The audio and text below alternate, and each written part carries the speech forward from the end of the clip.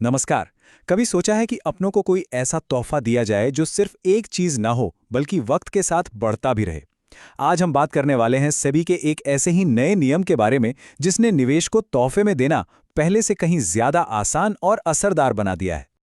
सोचिए, किसी का जन्मदिन हो, शादी हो या फिर किसी बच्चे के भविष्य के लिए कुछ करना हो। हम सब चाहते हैं ना कि कोई ऐसा तोहफा दें जो वक्त के साथ बढ़ता जाए। खैर, सेबी के इस नए नियम से ये अब बिल्कुल मुमकिन है। तो पहले और अब में फर्क क्या है? देखिए, पहले म्यूचुअल फंड को गिफ्ट करना बहुत ही उलझा हुआ काम था। कोई साफ रास्ता था ही नहीं, बड़ी सिरदर्दी थी। लेकिन अब सेबी ने इसे पूरी तरह बदल दिया है। अब हमारे पास एक साफ, सुथरा, आधिकारिक और एकदम आसान तरीका है जिसमें कोई रुकावट नहीं है। तो चलिए सीधे मुद्दे पर आते हैं। सेबी ने आधिकारिक तौर पर मतलब ऑफिशियली म्यूचुअल फंड को तोहफे के रूप में देने की इजाजत दे दी है। और ये कोई छोटा मोटा बदलाव नहीं है, ये इन्वेस्टर के लिए एक बहुत ही बड़ा, एक गेम चेंजिंग कदम है। और जानते हैं सबसे बढ़िया बात क्या है? ये रूल सबके लिए है।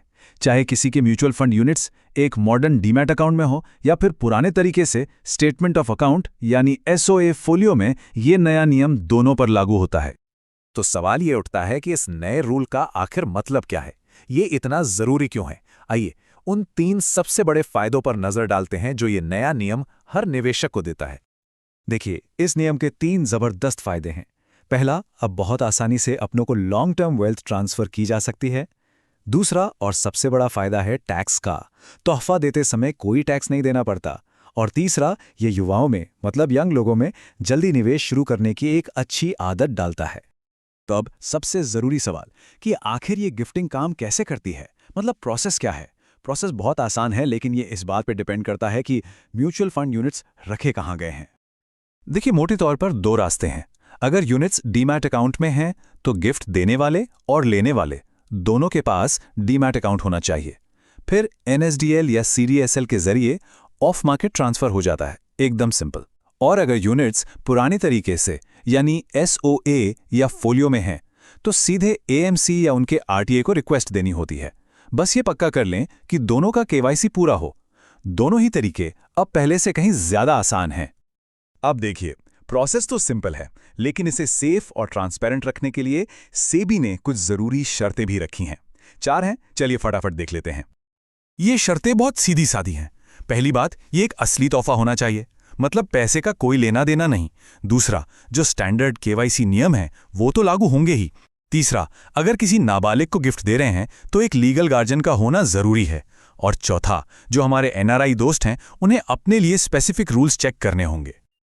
अच्छा, अब आते हैं उस सवाल पर जो सबके मन में होगा, टैक्स का क्या?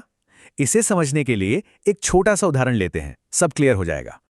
मान लीजिए किसी ने अपनी भतीजी को 50,000 रुपए के म्यूचुअल फंड यूनिट्स गिफ्ट किए।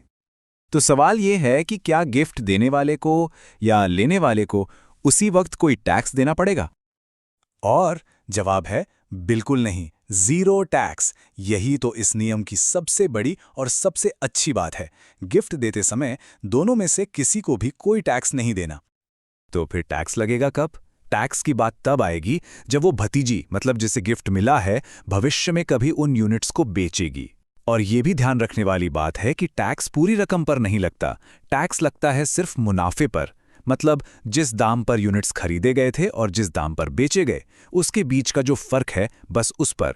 इसी को हम कैपिटल गेन्स कहते हैं।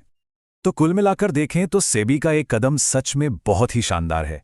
इसने एक बहुत ही जरूरी चीज को आसान बना दिया है। अब किसी अपने को निवेश का तोहफा देना उतना ही सिंपल और नेचुरल है जितना कोई और गिफ्ट देना। तो आखिर में ये सवाल सोचने वाला है कि इस नए नियम के साथ किसी के बेहतर कल को बनाने में, उनके फाइनेंशियल फ्यूचर को संवारने में अब कैसे मदद की जा सकती है। वीडियो पसंद आए तो लाइक, शेयर और सब्सक्राइब करें।